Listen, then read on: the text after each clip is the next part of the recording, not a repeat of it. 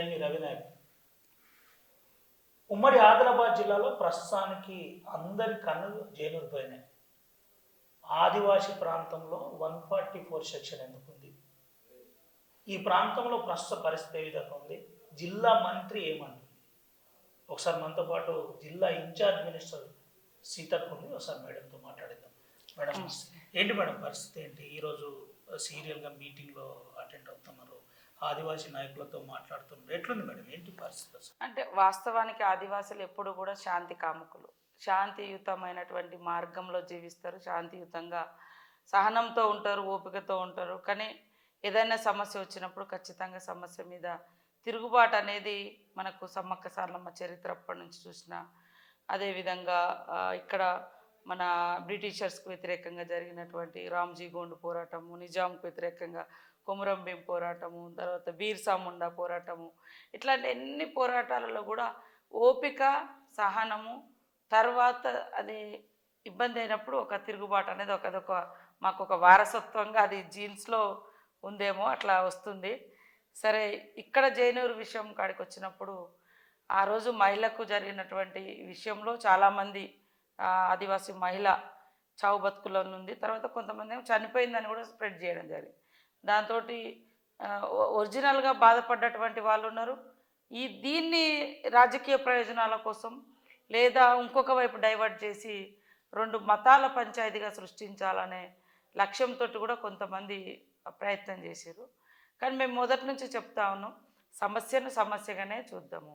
ఆడకూతురుకు ఆదివాసీ బిడ్డకు అన్యాయం జరిగింది అంటే అత్యాచారం చేసి చంపడానికి ప్రయత్నం చేసిండు. కానీ అత్యాచారం విషయంలో కూడా జరగలేదు అనేటువంటి దాంట్లో కానీ ఆమె నుంచి కొంత మేము సేకరించిన సమాచారం అట్లా ఉంది. కాబట్టి ఆమె క్లియర్గా చెప్తే ఆమె ఖచ్చితంగా వాళ్ళకు శిక్షించాల్సిందే అనేది మేము మొదటి నుంచి ఫర్మ్గా ఉన్నాం.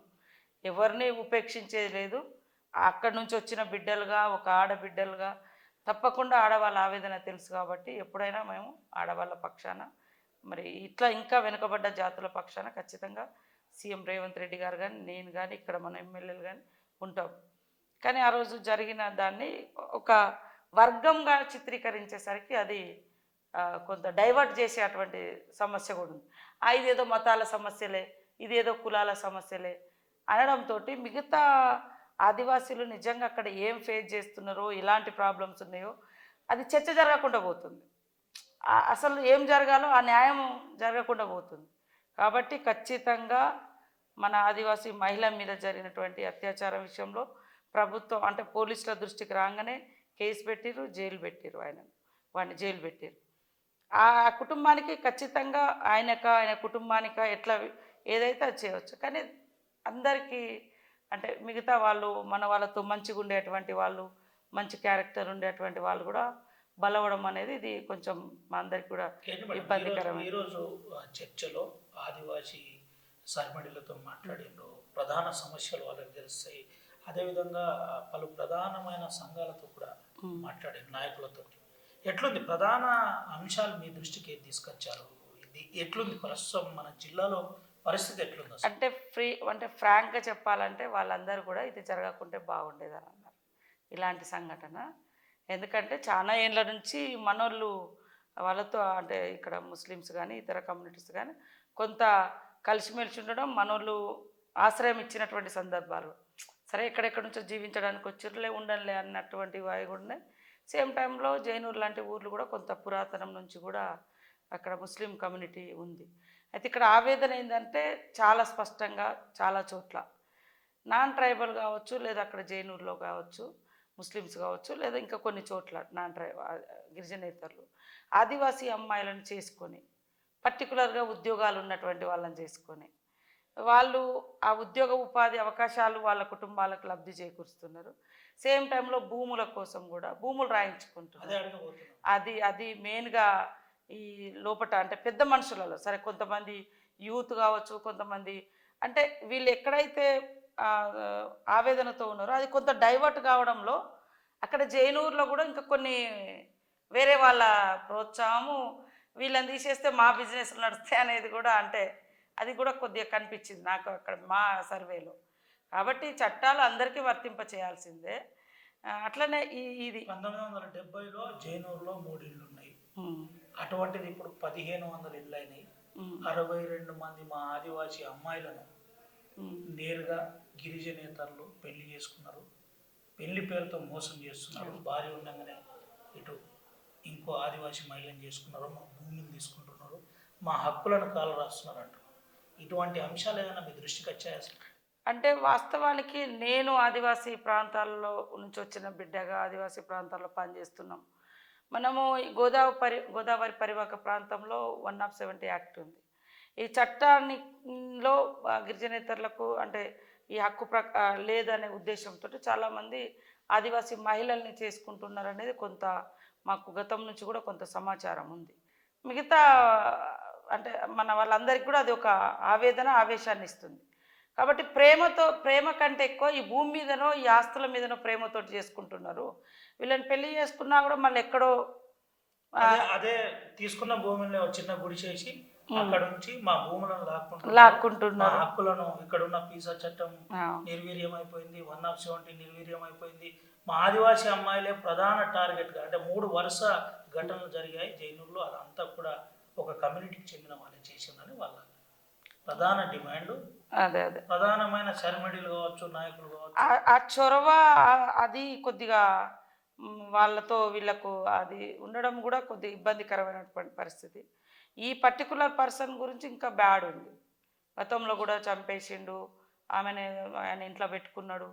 ఆదివాసీ మహిళ భర్తను చంపేసి ఆయన వాళ్ళ ఇంట్లో పెట్టుకున్నాడు అనేది కూడా కొంత అది ఇప్పుడు బయటకు వచ్చింది ఈ ఘటన అయిన తర్వాత. కాబట్టి ఇట్లాంటి ఖచ్చితంగా కట్టడి చేయాల్సిన అవసరం ఉంది. ఎవరి హక్కులు జీవించే హక్కు ఎవరికైనా ఉంది.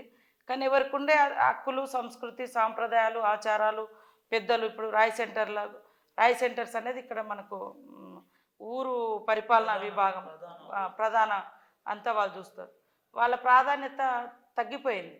కాబట్టి వాళ్ళ అనుభవాలు అవన్నీ మేము తీసుకొని ఖచ్చితంగా రాయ్ సెంటర్లను బలోపేతం చేసుకోవాలి. వాళ్ళ అభిప్రాయాలను గౌరవించాలి. ఇంకోటి ఏంటంటే చాలా వరకు ఇప్పుడున్నటువంటి ఆదివాసీ యువతకు ఈ ఆచారాలు, సాంప్రదాయాలు, కట్టుబాట్లు, వరుసలు తెలియక, గొట్టులు కూడా తెలియక వితిన్ సేమ్ గోత్రాలలో కూడా అన్న చెల్లెల వరుస అవుతారు. ఇంటి పేర్లు వేరే ఉన్నాయి అనుకోని ఇట్లా లవ్ చేసుకునే కూడా చాలా ఉన్నాయి. కాబట్టి అవి తెలియడం లేదు ఈ తరానికి.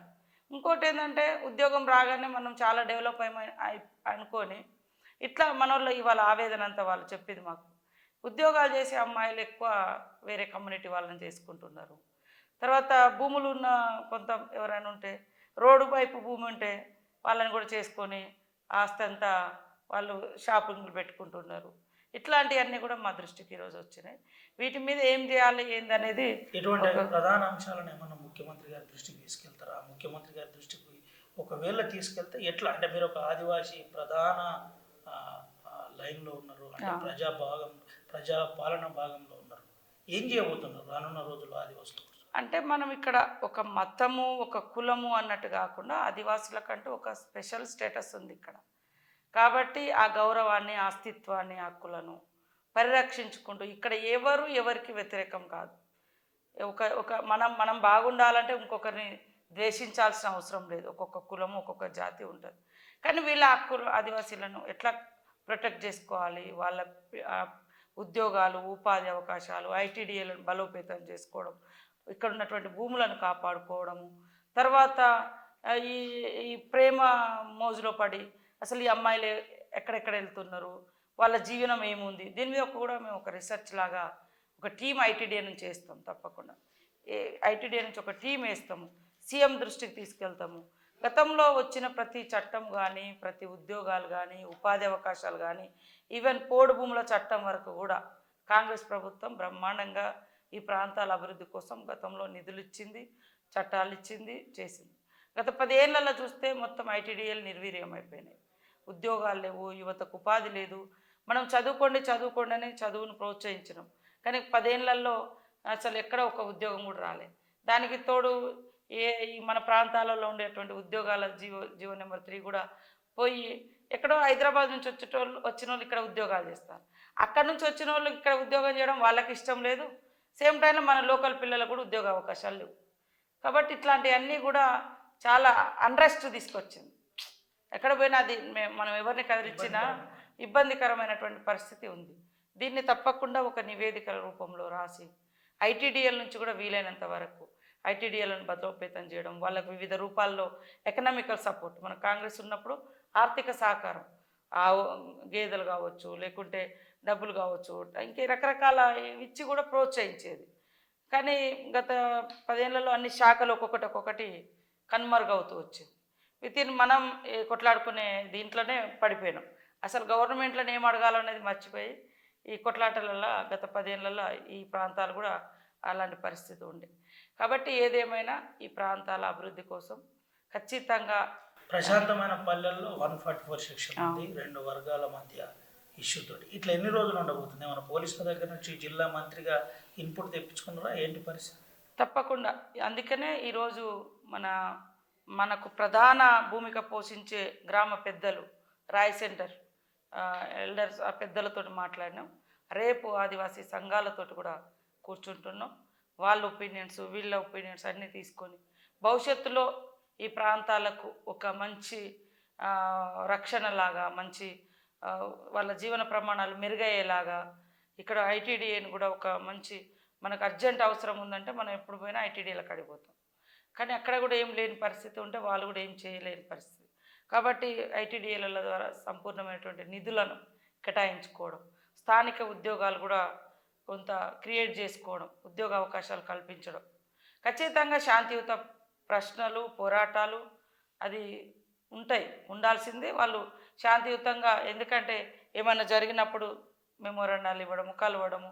కానీ నేను అందుబాటులోనే ఉంటా, ఇక్కడ బొజ్జు గారు అందుబాటులోనే ఉంటారు, ఊట్నూరుకు ఇంకా అక్కడ లోకల్ ఎమ్మెల్యేలు కానీ ఎంపీలు కానీ అంతా ఈ ఏరియాలో దాదాపు ఆదివాసీ లీడర్షిప్ ఉంది ఇక్కడ.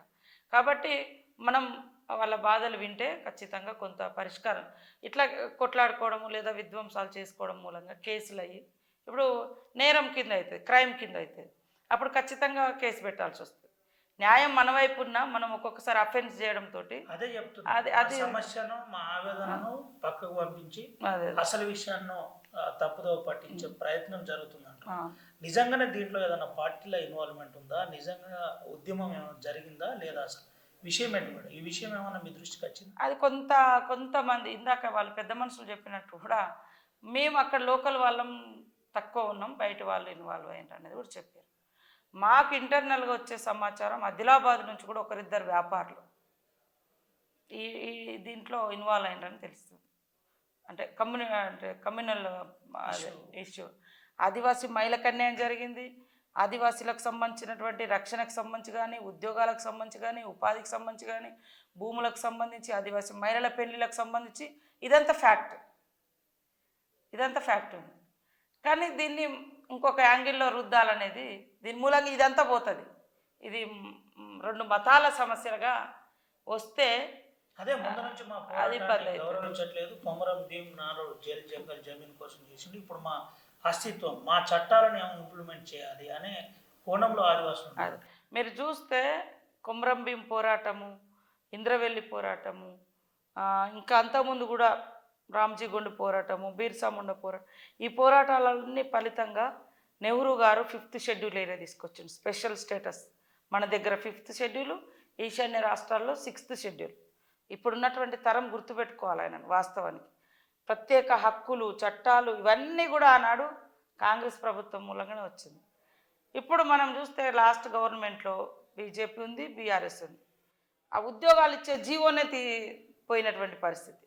దాంతో దాదాపు 2012లో లాస్ట్ ఉద్యోగాలు డిఎస్సి ఐటీడీఎల్లలో మనకు వచ్చినాయి, ట్రైబల్ ఏరియాలో వచ్చినాయి. ఆ తర్వాత ఏజెన్సీ ప్రాంతాలలో టీచర్ ఉద్యోగాలు లేవు, ఏం ఉద్యోగాలు లేవు. దాంతో చదువుకున్న పిల్లలలో అసలు మా చట్టం ఎటుపోయింది, మా ఉద్యోగం ఎటుపోయింది, మా ఉపాధి ఎటుపోయింది అనేది వచ్చి అది ఈ రూపంలో అది ఆవేదనగా ఉంటే దాన్ని కొంతమంది పొలిటికల్ ఏదో చేసుకుందాం అనుకోవడం. కానీ సంఘాలు కానీ పెద్ద మనుషులు, ఈరోజు పెద్ద మనుషులు పర్ఫెక్ట్గా ఉన్నారు. మాకు అప్పుడు ఉన్నప్పుడు వచ్చినాయి, ఈ 10 ఏళ్లలో ఏం జరిగింది. కానీ ఇప్పుడు మీరు అట్లా చేయొద్దు, మాకు ఖచ్చితంగా మా తరపున మా బాధ విని సీఎం రేవంత్ రెడ్డి గారికి చెప్పండి. వారు కూడా 2-3 సార్లు ఈ ప్రాంతానికి వచ్చిండు కాబట్టి మాకు ఆయనతో కలపండి అని కూడా వాళ్ళు అంటున్నారు.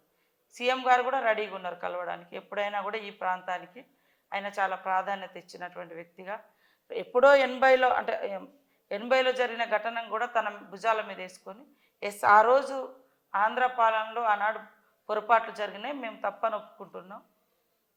ఇప్పుడు మేమే మళ్ళీ గౌరవిస్తూ ఒక ముఖ్యమంత్రి హోదాలో కూడా ఇంద్రవెల్లి అమరవీరులకు నివాళులర్పించిన మొదటి ముఖ్యమంత్రి. ₹1 ఇచ్చి స్మృతివనాన్ని డెవలప్ చేయడం, మరి ముఖ్యమంత్రి హోదాలో మేమేదో ఎలక్షన్ల ముందు రాలే, ఎలక్షన్లు అయినాక కూడా వచ్చింది. కాబట్టి ఆ ఫీలింగ్ ఆయనకు ఉంది సీఎం గారికి. కాబట్టి ఖచ్చితంగా మీ అన్న ముఖ్యమంత్రి తెలంగాణలో పాలనా విభాగంలో ఫెయిల్ అయ్యాడు. లాండ్ ఆర్డర్ ప్రస్తుతానికి అదుపులో లేవు, ఎక్కడ చూసినా ఏదో రకమైన అలజడి జరుగుతుందని ప్రతిపక్షాలు ఆరోపిస్తుంది. దీనికి కాదు, అలజడులు చేయించేది వాళ్ళే, తొడలు కొట్టేది వాళ్ళే, బూతులు తిట్టేది వాళ్ళే.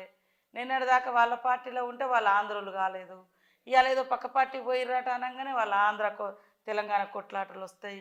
లేకుండా నిన్నటిదాకా కనీసం వాళ్ళు ఏం 3-4 వేల కోట్ల రూపాయలు ఫీజు రియంబర్స్మెంట్ ఉన్నాయి. నేను మొన్న యాక్చువల్గా అసెంబ్లీలో నేను దానికి క్వశ్చన్కి ఆన్సర్ ఇవ్వాల్సింది, నేను ప్రిపేర్ అయినా. వాళ్ళు ఇవ్వాల్సి అవన్నీ పెండింగ్లు పెడతారు, బిల్లులు పెండింగ్లు పెడతారు, హాస్టల్లో ఎక్కడ బిల్డింగ్స్ కట్టియరు. అంటే వాళ్ళు ఎట్లున్నారంటే ఇప్పుడు అంతకుముందు ఆయన ఒక గురుకులాలు చూసేది, నేను ఉన్నప్పుడే గొప్ప అని. ఆయన పోగానే కప్పలు పడ్డాయి, బల్లులు పడ్డాయి, అన్నీ పడ్డాయి. అప్పుడు కూడా టీఆర్ఎస్ గవర్నమెంట్లో కూడా పడ్డాయి. ఇప్పుడు ఏమంటారు, అప్పుడు పడ్డప్పుడు మేము ఇంత ప్రతిదీ ఇట్లా వేరే ఛానల్ ఒక 200-300 ఛానల్స్ మా పార్టీకి ఏం లేవు, పదే పెట్టుకొని చూపించారు. ఏ చిన్న జరిగినా దాన్ని భూతద్దంలో పెట్టి చూపిస్తున్నారు. అంతకుముందు ఎంతోమంది యువకులు ఉద్యోగ ఉపాధి అవకాశాలు రాక చనిపోతే, ఇదే బోడా సునీల్ నాయక్ అని మా దగ్గర గూడూరులో అబ్బాయి చనిపోతే, యూనివర్సిటీలో చదువుకుంటూ నేను 10 ఏళ్ళు పోరాటం చేసిన, 10 ఏళ్ళు గవర్నమెంట్ వచ్చినా మాకేం చేయలేదు, చనిపోతే కనీసం శవాన్ని కడుపు నిండా చూసుకొని దానం చేద్దామంటే కూడా చేయనీయలేదు వాళ్ళు. అట్లాంటి మీరు గుర్తు చేసుకోండి, ఎంతోమంది నిరుద్యోగ యువకులు గత గవర్నమెంట్లో చనిపోయారు. ఇప్పుడు మనం ఉద్యోగాలు ఇస్తున్నాం, డిఎస్సి వేస్తే వద్దు అంటారు, ఇప్పుడేమో టీచర్లే లేరని రోడ్ల మీద ఎక్కిస్తారు. అంటే ఎవరిని మోసం చేస్తున్నారు వాళ్ళు? ఇవాళ వాళ్ళ హయాంలో కనీసం మాట్లాడే స్వేచ్ఛ లేదు. ఇవాళ అందరు బయటకు వస్తున్నారు, అది శాంతి భద్రతలు క్షీణించినాయి అంటున్నారు. మరి ఎక్కడోళ్ళు అక్కడ మీలాగా మేము తొక్కి పెట్టాలంటే చేయగలుగుతారు. సీఎం గారు అరే ప్రజా ఉద్యమాలను గౌరవిస్తూ ఉన్నాడు, వాళ్ళ ఆవేదన రోడ్ల మీదకి వస్తున్నారు, చెప్పుకుంటారు. దాంట్లో సందట్లో సడే మీ లక్క వీళ్ళు బీఆర్ఎస్ వాళ్ళు వచ్చి ఎంటర్ అవుతున్నారు. నేనేమంటున్నా, పోరాటం చేసేవాళ్ళు ఇష్యూ బేస్డ్గా రండి, సమస్యగా రండి. సంబంధిత మంత్రులను కలవడానికి ఎప్పుడు సెక్రటేరియట్ గేట్లు తెరిచి ఉన్నాయి. ఆ రోజులలో సీఎం గారికి ఆ రోజు పిసిసి అధ్యక్షుడిగా ఆయనకే లోపలికి ఎంట్రన్స్ లేదు, ఎంపీ, నేను ఎమ్మెల్యే, నాకు కూడా గేట్లు ఓపెన్. ఇప్పుడు నువ్వు ఎవరు వచ్చినా అక్కడ రావడానికి, మరి అంత పెద్ద బిల్డింగ్ కట్టుకొని ఏ ప్రజలు రావద్దని మీరు మూసేసారు. అక్కడ మంత్రులు దొరకలే, ముఖ్యమంత్రులు దొరకలే, అధికారులు దొరకలే. లాస్ట్కి వచ్చేసరికి ప్రవేశమే లేదు ఇతర ఎమ్మెల్యేలకు, ప్రతిపక్షాలకు. లేదైతే ఇప్పుడు ఎవరికైనా ఎప్పుడైనా కలవడానికి ఒక స్కోప్ ఉంది. కాబట్టి మేము అందరికీ అందుబాటులో ఉండి తీసుకున్నాం. కొంచెం టైం పడుతుంది. ఇప్పుడు వ్యవస్థ అంతా విధ్వంసం చేసిర్రు, అప్పుల పాలు చేసిర్రు, అన్నీ చేసిర్రు. వాళ్ళు దిగిపోయేటప్పుడు 40,000 కోట్ల రూపాయలు బిల్లులే పెండింగ్ ఉన్నాయి. ఇప్పుడు బిల్లు ఇవ్వకుండా నేను ఈ పని చేయనని సగం పనులన్నీ పెండింగ్ ఉంటాయి. జీతాలు పెంచుతాం అనుకున్నాము, ఇంకో కొన్ని హామీలు ఉన్నాయి. ఇవన్నీ చేయాలంటే కొంత ఇన్కమ్ జనరేట్ చేసుకోవాలి. ఇవన్నీ నడుస్తున్నాయి. వాళ్ళు ఏంటంటే ఎంతసేపు వీళ్ళకు పరిపాలన చేత కాదు, ఆ దొర కుటుంబానికి తప్ప ఇంకెవ్వరూ పనికిరారు. ఇప్పుడు మమ్మల్ని కూడా ఎంత ట్రోల్ చేస్తున్నారు, ఈమె ఒక మంత్రి, మా కర్మకు ఈమె కూడా మంత్రి అంటారు. మేమేమన్నా తక్కువ? సీతక్క పవర్ఫుల్ పోర్ట్ఫోలియోలో ఉంది. సీతక్క పవర్స్ను కట్ చేశారు, సీతక్కను చూపెట్టి సీతక్క పవర్స్ అని తగ్గించేసి ఆ జిల్లాలో ప్రాధాన్యం నడవకుండా చేస్తున్నారని ఒక ప్రచారం జరుగుతుంది. దీనికి సీతక్క ఏం చెప్పబోతాం? అసలు వాస్తవానికి సీఎం గారు ఎవరొక్కరి పోర్ట్ఫోలియోలో శాఖలో ఆయన ఇన్వాల్వ్ అవుతలేరు. ఇది ఫ్రాంక్గా చెప్తున్నాం. ఇంత స్వేచ్ఛ గతంలో ఎవరికి లేదు. ఇప్పుడు మేము మీటింగ్లు పెట్టుకుంటాం, మేము నిర్ణయాలు తీసుకుంటున్నాం, కానీ కొన్ని ఆర్థిక ఇబ్బందులు అనేది నిన్న కూడా మేము మా క్యాబినెట్ అయిన తర్వాత మేము కూర్చున్నప్పుడు ఎట్లెట్లా ఆర్థికంగా ఇబ్బందులు ఉన్నాయి అనేది ఒక 10 నిమిషాలు డిస్కస్ చేసుకున్నాం. సీఎం గారు మాకందరూ చెప్పి మీ శాఖల మీద మీదే పూర్తిగా పట్టు సంపాదించుకోండి, ఏమేమి ఆగుతున్నాయి బిల్లులు, ఎక్కడెక్కడ జీతాలు, ఎక్కడెక్కడ ప్రాబ్లమ్స్, ఇవన్నీ సార్ట్అవుట్ చేసుకోండి, కొంత క్లియర్ చేసుకోండి అని ఇదే చెప్పిండు మాకు. ఎప్పుడు కూడా నలుగురు చేతిలో రాష్ట్రం లేదు. ఇవాళ 11 మంది ముఖ్యమంత్రితో సహా ఉన్నాము, మంత్రులుగా ముఖ్యమంత్రి గారితో సహా కాబట్టి ఎవరి శాఖ వాళ్ళు, ఎవరి రివ్యూలు వాళ్ళు, ఎవరి ప్రోగ్రామ్స్ వాళ్ళు నడిపించుకుంటున్నారు. ఒక ఆదివాసీ బిడ్డగా ఈ పంచాయత్ రాజ్ అనేది చాలా పెద్ద శాఖ వాస్తవానికి. ఒక పెద్ద పోర్ట్ఫోలియో నిర్వీర్యం ఏం కావట్లేదు. అట్లా చూపెట్టి అది తప్పు. నేను చదువుకున్నా, కాకపోతే మేము ఆదివాసులం కావచ్చు, అట్లా వాళ్ళు అనుకుంటున్నారేమో, ఆదివాసులు కదా వీళ్ళకేమొస్తుంది.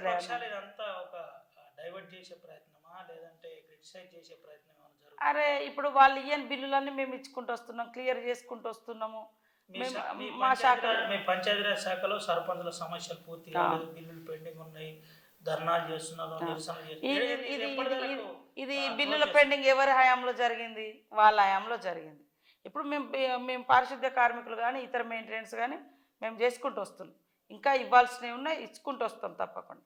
కానీ అంత చక్కగా ఉంది, అంత ధనిక రాష్ట్రం బంగారు తెలంగాణలో మరి సర్పంచుల బిల్లులు వేయలేదు, వేల కోట్లు పెండింగ్ ఉన్నాయి, ఉద్యోగుల జీతాలే వేయలేదు, నెలకు ఉద్యోగుల జీతాలే పడలేదు. ఇప్పుడు అన్నీ మేము కొంత స్టీమ్లైజేషన్ చేసుకుంటూ వస్తున్నాం. అంతే తప్ప నా శాఖలో ఒక్కరోజు కూడా పాప ముఖ్యమంత్రి గారు అక్క ఇది చేయి అది చేయి మాత్రం ఎప్పుడు నన్ను ఏదో రిస్ట్రిక్షన్ కానీ లేదా గైడ్ చేసి అంటే అట్లా చేసినటువంటి సందర్భాలు కూడా లేవు. ఫ్రీగా నీ పని నువ్వు చేసుకో, ఎవరి పని మాకు తెలుసు కాబట్టి ఎవరి పని వాళ్ళు చేసుకుంటారు. వాళ్ళ దాంట్లో పెన్ను పుట్టాలంటే కష్టం, పెన్ను తీయాలంటే కష్టం. మరి అక్కడ పోయి పర్మిషన్ తీసుకోవాలి. మేము ఇక్కడ మా సెక్రటరీస్ ఉంటారు, మా ప్రిన్సిపల్ సెక్రటరీ, ఇది ఏది కరెక్టు ఇది ఏది కాదు మాట్లాడి చదువుకొని ఇది అవుతుందా కాదా, కాకుండా ఎందుకు కాదు ఇట్లా మాట్లాడి పైకి పంపించేది పైకి పంపిస్తున్నాం. మా దగ్గర క్లియర్ అయ్యేటి మా దగ్గర క్లియర్ చేసుకున్నాం. కాబట్టి ఎక్కడ స్థానిక ఎలక్షన్లకు ఎప్పటి వరకు పోయే అవకాశం ఉంది అంటే ఇప్పుడు మనకు వాస్తవానికి బీసీ కుల జనగణన ఉంది, ఇవన్నీ ఉన్నాయి కాబట్టి కొద్దిగా ఇబ్బంది అవుతుంది. వాస్తవానికి తొందరగా కంప్లీట్ చేసుకోవాలని మా అందరి లక్ష్యం. కాకపోతే కొన్ని లక్షల మంది యొక్క ఆకాంక్షలు, మరి ఆత్మగౌరవానికి సంబంధించిన ఇష్యూ కాబట్టి కొంత డిలే అవుతుంది. దాని మూలంగా కూడా కొన్ని ప్రాబ్లమ్స్ ఫేస్ చేస్తున్నాం. ఊర్లో సర్పంచ్ ఉన్నదానికి ఒక ఉద్యోగం ఉన్నదానికి కొద్దిగా తేడా ఉంటుంది. ఇప్పుడు ప్రజాప్రతినిధికి రేపు నిలబడాలనుకుంటా, మంచి పేరు, ఉద్యోగులు కూడా అట్లనే చేయాలని మేము కోరుకుంటున్నాం. ఒక ప్రజాప్రతినిధి లాగానే అంకిత భావంతో చేయాలని అంటాం. బట్ వాళ్ళకేముంటుంది, ఈ 3 ఏళ్ళు లీడ్ ఉంటున్నాయి, ఇంకొకడికి ఇంకో ట్రాన్స్ఫర్ అవుతాయి కదా అని ఆ కొద్దిగా ఆ ఈజీనెస్ తోటి కూడా కొంత జరగాల్సినటువంటి పనులు కొంత అనుకున్న స్థాయిలో జరగవు. అయినా కూడా మేము ఎప్పటికప్పుడు మానిటరింగ్ చేస్తున్నాము, తిరుగుతున్నాము, వీడియో కాన్ఫరెన్స్లు, టెలికాన్ఫరెన్స్లు, మరి పచ్చదనము, స్వచ్ఛదనము, ఇప్పుడు స్వచ్ఛత, ఇట్లాంటి అన్ని కార్యక్రమాలు కూడా చేస్తున్నాం. రాబోయే కాలంలో కూడా ఇంకా మంచి నిర్ణయాలు తీసుకొని ఖచ్చితంగా హైడ్రా అంతా కూడా అభివృద్ధిని డైవర్ట్ చేసే ప్రయత్నం, మీడియా దృష్టిని మళ్లించే ప్రయత్నం జరుగుతున్నట్టు. నిజంగా హైడ్రా పరిస్థితి ఏంటి? వాస్తవానికి ఇదే టీఆర్ఎస్ వాళ్ళు పదే తెలంగాణను కాంగ్రెస్ గవర్నమెంటు లేదా ఇంకో గవర్నమెంటు ఆంధ్ర పాలకులు విధ్వంసం చేసిర్రు. దానికి కారణం అది గంగాలం లాగున్న చెరువులు తాంబాలం లాగా మార్చిర్రు అని అన్నారు. మీరు 10 ఏళ్ళ అధికారంలో ఒక్క చెరువునన్నా పునర్నిర్మాణం చేసిరా? కేవలం మా గవర్నమెంటు లేదా కాకతీయులు లేదా ఇట్లా మేము ఇచ్చిన చెరువులలో మీరు పూడిక పేరుతోటి కూడిక చేసుకున్న డబ్బులు 5 లక్షలతో అయ్యేది 60 లక్షల పనులు చేసుకున్నాం. కానీ హైదరాబాద్లో ఉన్న నాలాలు కూడిపోయినాయి. ఇప్పుడు దుర్గం చెరువు అని అంటాడు, దుర్గం చెరువు మీద 200 కోట్లు 150 కోట్లు పెద్ద ఏది వంతెన కట్టినట్టు చూపిస్తారు, లైట్లు గీట్లు. కానీ కింద చూస్తే మొత్తము నేను నిన్ను అబ్జర్వ్ చూస్తే మొత్తం ఆక్యుపేషన్. అరే ఇంత చిన్న చెరువును చేసి దాని మీద ఇన్ని 100 కోట్లు పెట్టుడు ఏం అవసరం? అంటే నువ్వు అది బ్రిడ్జు పెడుతున్నావు కానీ కింద మొత్తం ఇట్లా కబ్జా అయింది, అది తీస్తున్నారు. అది భవిష్యత్ తరానికి ఉపయోగం. నేను చూసినా కదా పక్కాగా. ఇప్పుడు మన ఊట్నూరులో చెరువు ఉండే, బస్ స్టాండ్ ఏరియాలో అయితే అది మూసేసారు. ఇప్పుడు అక్కడికి వచ్చి నీళ్ళు ఎడిపోవాలి, ఇండ్లకి రాకుండా ఎడిపోతుంది. కాబట్టి బీఆర్ఎస్ పార్టీ మొత్తం కబ్జా చేసింది. హైదరాబాద్ చుట్టుపక్కల భూములన్నీ కూడా లాగేసుకున్నారు, ఈ భూములన్నీ కూడా కబ్జా చేసారు. ధరణి పేరుతోటి ధరణిలో నీ భూమిని ఇది గవర్నమెంట్ భూమి అని కొన్నాళ్ళు వేసిన తర్వాత ఇంకో వాళ్ళకి నచ్చిన నాయకుని పేరు మళ్ళీ వచ్చింది.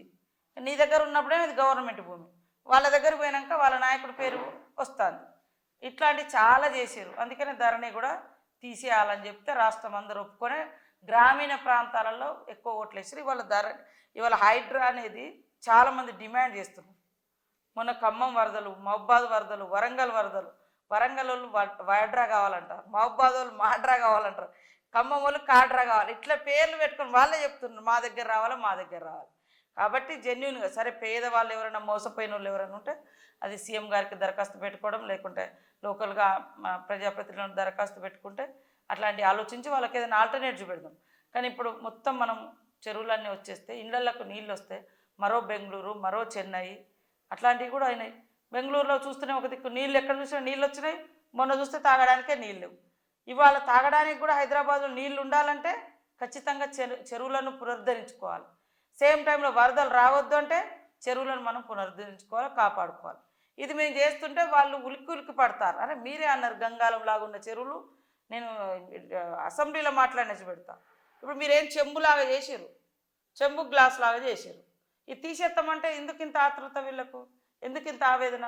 మరి మీరు తెలంగాణ పునర్నిర్మిస్తా అన్నారు కదా, మరి ఒక్క చెరువును కూడా ఎందుకు పునరుద్ధరించలేదు, ఒక్క కాలువను కూడా మీరు ఎందుకు చేయలేదు? అంటే మీరే కబ్జాలు చేశారు కాబట్టి చేయలేదు. ఇది వాస్తవం. కాబట్టి రేవంత్ రెడ్డి గారు ఏదో లేదా కాంగ్రెస్ ప్రభుత్వం ఎప్పుడు కూడా ఏ చట్టం తెచ్చినా ఏం తెచ్చినా చూడండి ఇవాళ దీర్ఘకాలిక లక్ష్యంతో పనిచేస్తుంది, దీర్ఘకాలిక ప్రజల యొక్క ప్రయోజనాల కోసం పనిచేస్తుంది. దానిలో భాగంగానే హైడ్రా కూడా ఉంది. కేటీఆర్ ఈరోజు నేరుగా మళ్ళీ ఫిరాయింపు ఎమ్మెల్యేల గురించి వెంటనే నిర్ణయం తీసుకోవాలి. అక్కేం చెప్పబోతుంది? ఎంత హాస్యాస్పదం అంటే తెలంగాణ రాష్ట్రం రాగానే మేము కొత్త సాంప్రదాయాలకు తెరలేపుతాము, కొత్త సంస్కృతి సాంప్రదాయాలు తెచ్చుకుందామని చెప్పి అసెంబ్లీలో ఎవరు పోడియం దగ్గరికి రావద్దు, ఎవరు సంఖ్య ఎంత ఉందో అంతే మాట్లాడాలి, ఇట్లాంటివన్నీ పెట్టారు కొత్త కొత్త. మరి కొత్త సాంప్రదాయం అని చెప్పి ఫిరాయింపులను మీరు ఆపాల్సింది పోయి తెలంగాణ ఇచ్చిన పార్టీగా, కాంగ్రెస్తో అలయన్స్లో మీరు గెలిచిన పార్టీగా వచ్చినాక అధికారానికి వచ్చిన మరుసటి రోజే ఎమ్మెల్సీల మండలి చైర్మన్ గుంజేశారు. ఫస్ట్ ఆ కుర్చీ గుంజుకున్నారు, తర్వాత మండలి మొత్తం కబ్జా చేసుకున్నారు, తర్వాత తెలుగుదేశం ఎమ్మెల్యేలను కబ్జా చేశారు, తర్వాత కాంగ్రెస్. వాళ్ళకి మాట్లాడే అర్హత ఉందా? అసలు ఏం మాట్లాడుతారు? జనాలు అంటున్నారు అరే మీరే కదా కొత్త సంస్కృతి ఏదో తెస్తారు అనుకున్నాం. కానీ ఉన్న పార్టీలు ఎవ్వరు ప్రతిపక్షం ఉండొద్దు, ప్రతిపక్షం ఉంటే మమ్మల్ని ప్రశ్నిస్తారు, ప్రశ్నించేటోళ్ళు ఉండకుంటే ఇది నా ఎస్టేట్ అనుకొని పరిపాలించారు. కానీ 5గురమే అసెంబ్లీలో ఉన్నా కూడా 5గురం అసెంబ్లీలో ఉన్నాం, వేల మంది లక్షల మంది బయట ఉండి ప్రజలు కార్యకర్తలు పోరాటం చేశారు. అది ఎవరైనా విధానాలను బట్టి ఉంటుంది. కాబట్టి వాళ్ళకి ఆ మాట్లాడే అర్హత వాళ్ళకు లేదు. అది కోర్టు అప్పుడు అక్క కోసం కూడా టీఆర్ఎస్ చాలా చాలా చేసిర్రు. అభివృద్ధి ఏ ఎమ్మెల్యే వచ్చిన ఏమన్నారు, ఇక్కడ కూడా మన ఎమ్మెల్యేలు పోయిర్రు అభివృద్ధి అంటే మా పార్టీలోకి వస్తేనేమో చట్ట వ్యతిరేకం, వాళ్ళ పార్టీలోకి పోతే అభివృద్ధి కోసం అట. అరే కొంచెమన్నా ఉండాలి కదా. ఇప్పుడు నువ్వు ఆ పద్ధతి చేయకుండా నీకు మంచి నెంబర్ ఉంది, మంచిగా ఉన్నావు, మేము అధికారంలోకి వచ్చినాం, మాకు సరిపోయే నెంబర్తో వచ్చినాం, 64 సీట్లతో వచ్చినాం. మరి వచ్చిన తెల్లారి నుంచి ఈ ప్రభుత్వం పడిపోతుంది, ఈ ప్రభుత్వం పడిపోతుంది అని ఒక అభద్రతా భావాన్ని ఎమ్మెల్యేలకు కావచ్చు, ప్రజలకు కావచ్చు. ఇప్పుడు నన్ను గెలిపించారు ప్రజలు, అయ్యో మా ఎమ్మెల్యే గెలిచింది, మంత్రి అయింది, ఏమన్నా డెవలప్ చేస్తాను అంటే వీళ్ళు పాపం ఎప్పుడు పోతుందో అనే భయానికి తీసుకొచ్చింది మీరు. అది అప్రజాస్వామికం కదా. అలా మాట్లాడడంతో ఇవాళ మీ దగ్గర ఉన్నటువంటి వాళ్ళు కూడా ఇటు రావాల్సి వచ్చింది. కాబట్టి దానికి పునాది వేసింది అంటే దుష్ట సాంప్రదాయం. ఇంకోటి కూడా చూడండి, గతంలో ఎవరైనా ఎమ్మెల్యే చనిపోతే అక్కడ పోటీ పెట్టేటోళ్ళు కాదు. ఇదే రామరెడ్డి వెంకటరెడ్డి గారు మన ఖమ్మం పాలేరు ఎమ్మెల్యే, పాప ఆయన క్యాన్సర్తో చనిపోయిండు, వాళ్ళ భార్య నిలబడితే మరి ఎంత ఘోరంగా ఎంటబడి ఓడిచ్చారు అప్పుడు. అట్లా ఒక దుష్ట సాంప్రదాయాన్ని తీసుకొచ్చింది మీరు. మంచి కల్చర్ ఉండే తెలంగాణలో కొత్త ఉంటాయి అనుకుని ఫిరాయింపులు ఏ పార్టీ ఉండద్దు, వాళ్ళు ఎంబడి పడాలి, వాళ్ళను జైన్ అయ్యేదనక అట్లాంటి ఇబ్బందులకు గురి చేసిన వాస్తవం. అందులో మేము కూడా బాధితులం. ఏంటక్క అంటే ఆ జిల్లాలో ప్రస్తుత పరిస్థితి ఎట్లుంది? ఆసిఫాబాద్ నుండి మొదలుకొని ఆదిలాబాద్ వరకు, ఇటు బోతు, ఇచ్చోడ, అటు లాస్ట్ నిర్మల్ వరకు ఎట్లుంది అభివృద్ధి? వాస్తవానికి మేము కూడా స్టార్టింగ్ అంటే సీఎం గారు కూడా ప్రత్యేక దృష్టి ఉంది. కొంచెం డిసప్పాయింట్ అయినా నేను కూడా ఈ రిజల్ట్ వచ్చిన తర్వాత ఎంపీ ఎలక్షన్లో. నేను 100% మేము కష్టపడ్డాము. సరే ఇది వాస్తవానికి ఇది చూస్తే అటు బీఆర్ఎస్ బీజేపీకి అసెంబ్లీ ఎన్నికలలో మెజార్టీ సీట్లు వచ్చినాయి, మెజార్టీ ఓట్లు వచ్చినాయి. దానికంటే ఒక 2.5 లక్షలు ఈసారి మేము ఎక్కువ తెచ్చుకున్నాం. బట్ నేను అనుకున్నా ఇంకా ఖచ్చితంగా మనకు ప్రజలు పట్టం కడతారు, గెలుస్తాం. మన చేతిలో ఎంపీగా ఉంటే ఈ ప్రాంతాల్లో ప్రధానంగా ఫారెస్ట్ సమస్యలు ఎక్కువ ఉన్నాయి. ఇది సెంట్రల్ గవర్నమెంట్ కూడా ఇన్వాల్వ్ కావాల్సిన అవసరం ఉంటుంది. కాబట్టి అది ఆ ఉద్దేశంతో నేను ఇక్కడ మా మహబూబాద్లో రెండూ గెలిపించుకోవాలని తీవ్రంగా కష్టపడ్డాం. అక్కడ కూడా మా ఎంపీ గారు మా పక్క ఊరే, ఇద్దరము తోబుట్టులాగా ఉంటాం. ఆయనతోటి రెగ్యులర్గా మేము ఇదే చెప్తాం, నువ్వు కేవలం మాకు ఫారెస్ట్ పర్మిషన్లు ఢిల్లీలో తీసుకురావాలి. ఇట్లాంటి వాటి కోసం మేము చాలా కష్టపడ్డాము. సరే, కొంత అక్కడక్కడ కొన్ని జరిగినాయి. ఆ తర్వాత ఇప్పుడు మళ్ళీ మేము కొన్ని కొత్త పాత మధ్యం కూడా కొంత డిస్టర్బెన్స్ ఉన్నమాట వాస్తవము. అవన్నీ కూడా సరి చేస్తాం. ఇప్పుడు సరి చేసి ఇప్పటి నుంచి మన కొత్త పిసిసి అధ్యక్షుడు కూడా వచ్చింది. ఈ రోజు నుంచి మీటింగ్లు ఉన్నాయి. యాక్చువల్గా ఇవాళ మనది ఆదిలాబాద్ జిల్లా మీటింగ్ కూడా అక్కడ పిసిసి ఏఐసిసి దగ్గర కూడా మీటింగ్ ఉండే. అన్ని సమన్వయం చేస్తాం, సమన్వయ కమిటీలు వేస్తాం. అయితే మనకి ఇక్కడ ఇది ఇప్పుడున్న సిచ్యువేషన్లో ఇది ఇంపార్టెంట్ కాబట్టి ఆ మీటింగ్ను వాయిదా వేసి మనం ఈరోజు ఆదిలాబాద్ జిల్లాలో సీతక్క జిల్లాలో ఉన్న కాంగ్రెస్ నాయకులను పూర్తి స్థాయిలో సమన్వయం చేయట్లేదు అని అంటున్నాం. ఏంటి దీంట్లో వాస్తవం ఎంత? అంటే ఇంకా మేము సమన్వయానికి ఇంకా కూర్చోలే. సరే, ఎలక్షన్స్ అయిపోయినాయి, తర్వాత మనము ఇంకేం మీటింగ్స్ పెట్టలేదు. ఎవరి డిమాండ్ వాళ్ళు పట్టుకొస్తాం. అందరి ఇప్పుడు 10 మంది వచ్చి 10 మంది నాకు ఈ పదవులు అంటే నేను 10 మందికి ఎక్కడ ఇవ్వగలుగుతా, ఒక్కరికే ఇవ్వగలుగుతాను. కాబట్టి అర్థం చేసుకోవాలి. అట్లా ఇప్పుడు రాబోయే కాలంలో కాన్స్టిట్యున్సీల వారిగా మీటింగ్ పెట్టుకుంటాం, జిల్లా వారిగా పెట్టుకుంటాం. ఆ జిల్లాలో ఏం పోస్టులు ఉన్నాయి, ఎవరికేమి ఇద్దాం, ఎట్లా అనేది అది యాక్చువల్గా మేము ఇంకా ఇంతవరకు కూర్చోలే. నాకుండే బిజీ కావచ్చు, లేదా నేను కూడా కొన్ని రోజులు ఉన్న విషయం వాస్తవానికైతే మేము డిసప్పాయింట్లో అయిపోయాను. అరే ఇంత కష్టపడ్డాము, అంటే పని చేసినాము, అంటే నమ్మాల్సిన ప్రజలు నమ్మిర్రు, వేయాల్సిన ఎక్కడ వేసిర్రు ఓట్లు. అట్లేం కాదు. కొన్ని చోట్ల ఇక అక్షింతలైనా సరిపోతాయి అనుకున్న కారణాలు కూడా వేసిర్రు.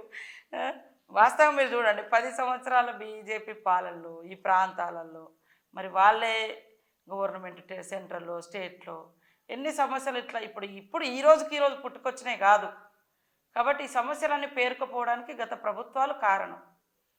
పబ్లిక్ ఆలోచించాల్సింది ఉండే ఈ విషయంలో కూడా. ఎందుకంటే గవర్నమెంట్ అయితే వాళ్ళు ఏమనుకుంటారు, అక్కడ వాళ్ళు వస్తున్నారు కాబట్టి ఏదో ఇస్తారు. 10 ఏళ్ళు కూడా వాళ్ళ గవర్నమెంటే ఉంది సెంట్రల్లో. అయినా కూడా కనీసం ఒక రోడ్డు కూడా మనకు పర్మిషన్ ఇవ్వలేదు ఈ ప్రాంతంలో. ఆలోచించుకోవాల్సింది ఉండే. ఏమి కొత్త పథకాలు కూడా ఇవ్వలేదు 10 ఏళ్ళ బీజేపీ ప్రభుత్వంలో కూడా. కొత్త మన జిల్లాకు కానీ మన ప్రాంతానికి కానీ ఇల్లులు కూడా రాలేదు అప్పుడు.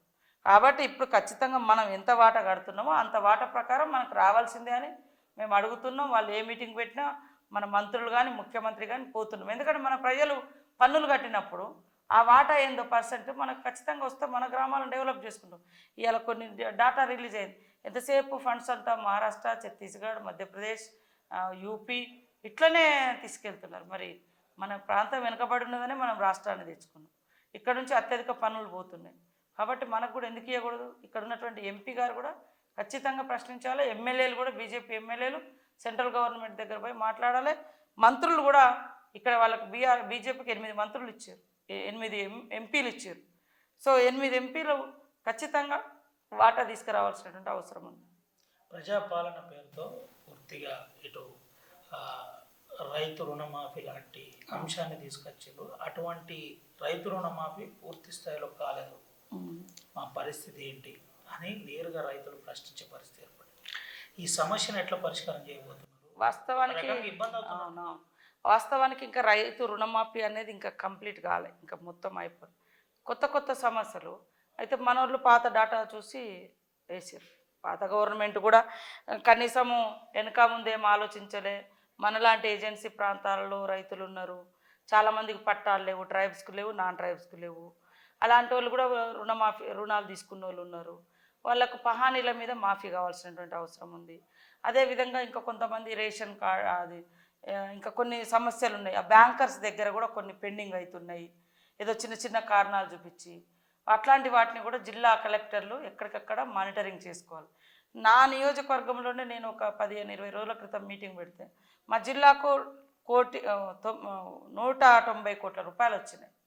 అంటే రైతు రుణమాఫీ స్టార్ట్ అయినాక 20 రోజుల దాకా కేవలం 100 కోట్లే, 90 కోట్లే రిలీజ్ చేసి ఇంకా 100 కోట్లు పెండింగ్ ఉండే.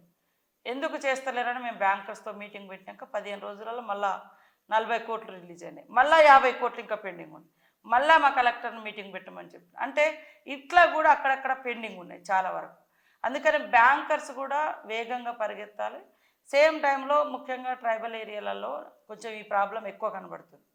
నేను తుమ్మల నాగేశ్వరరావు గారితో కూడా మాట్లాడినా, మేమిద్దరం సీఎం గారి దృష్టికి కూడా ఈ విషయం తీసుకెళ్దాం అనుకుంటున్నాం. ఎందుకంటే ఇక్కడ పట్టాలు లేని వాళ్ళు చాలామంది ఉన్నారు, కానీ పహానీల మీద తీసుకున్నారు.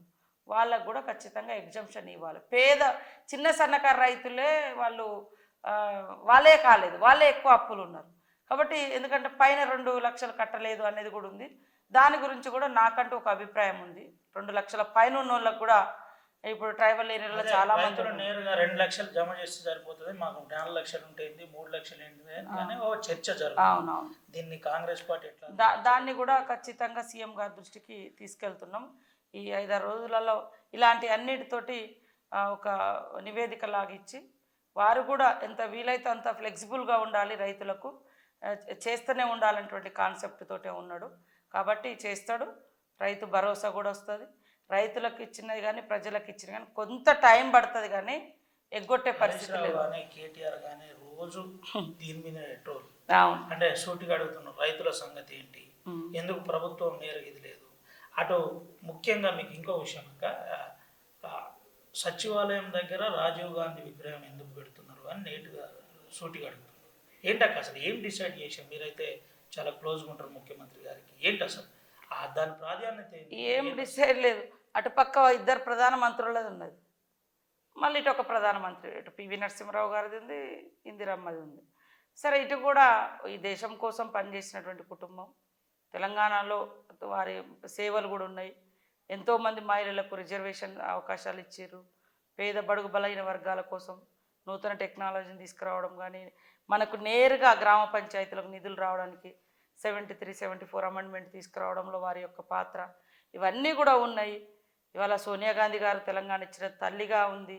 సో ఒక మహనీయుడు అంతే తప్ప అక్కడే మేము పెట్టిన తర్వాత మేము తెలంగాణ విగ్రహం పెడదామని అనుకున్నాము అని అన్నారు. మేము ఆడంతా ప్రపోజల్ అయిపోయింది. సంవత్సరాలు మీరే ఉన్నారు. మరి సెక్రటేరియట్ కట్టినప్పుడు అంత పెద్ద సెక్రటేరియట్ కట్టడానికి మీకు మనసు వచ్చింది, కానీ మరి అంత విగ్రహం పెట్టడానికి ఎందుకు మీరు?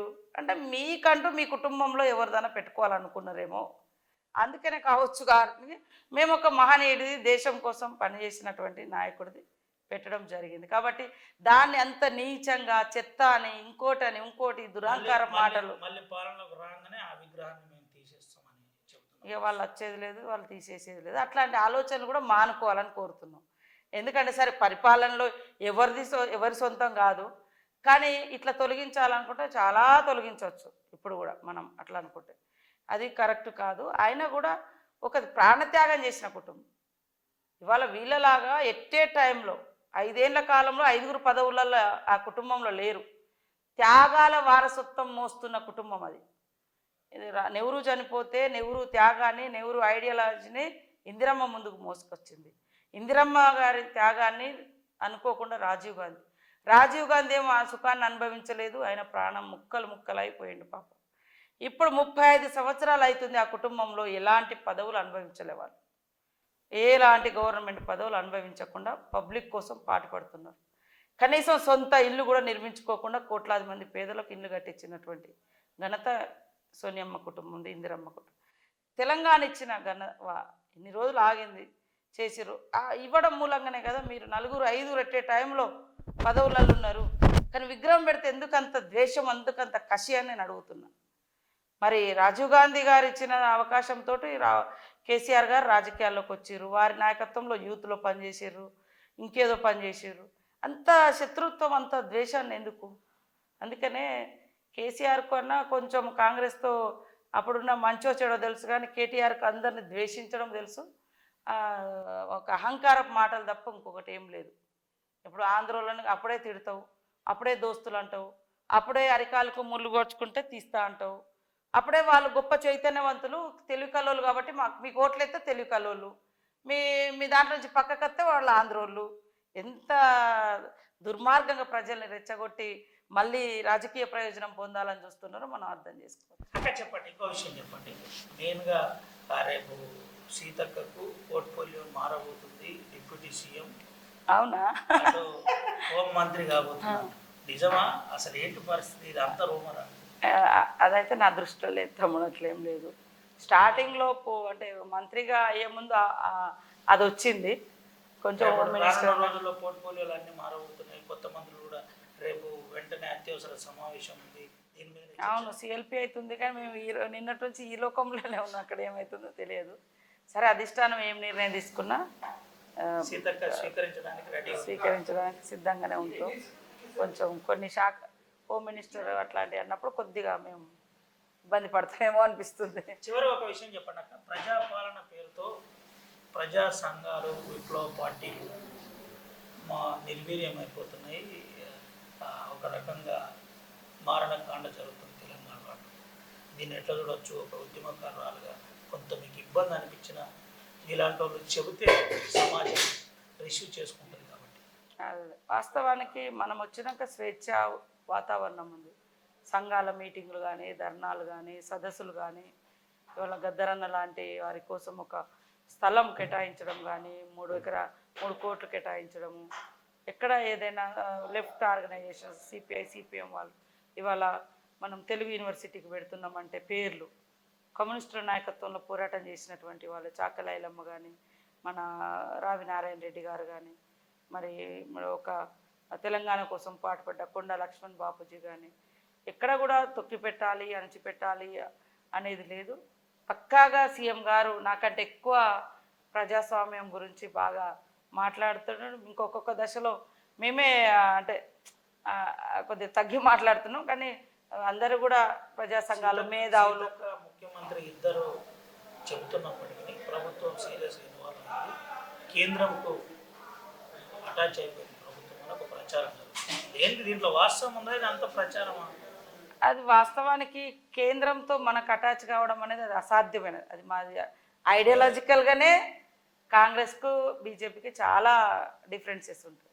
సో అది లేదు. కాకపోతే మా ఉద్దేశం అంతా ఇప్పుడున్నటువంటి ఈ రాష్ట్రాన్ని నడిపించుకోవాలి అంటే ఆర్థికంగా కూడా సెంట్రల్ నుంచి వచ్చే నిధులు మనం ఖచ్చితంగా తెచ్చుకోవాలి. ఇది మా లక్ష్యం. ఎక్కడికి పోయినా మాకేం వస్తుందో మాకు ఇవ్వండి అని అడుగుతున్నాం. అంతే తప్ప ఇంకో పిఎంగా ఆయనను గౌరవిస్తాం, సీఎంగా మన గౌరవాన్ని మన సీఎం గారు రెస్పెక్ట్ ఉండాల్సిందే. మన ప్రభుత్వానికి ఉండే గౌరవం మన ప్రభుత్వానికి ఉండాల్సిందే. కాబట్టి ఎక్కడ అటాచ్మెంట్ లేదు.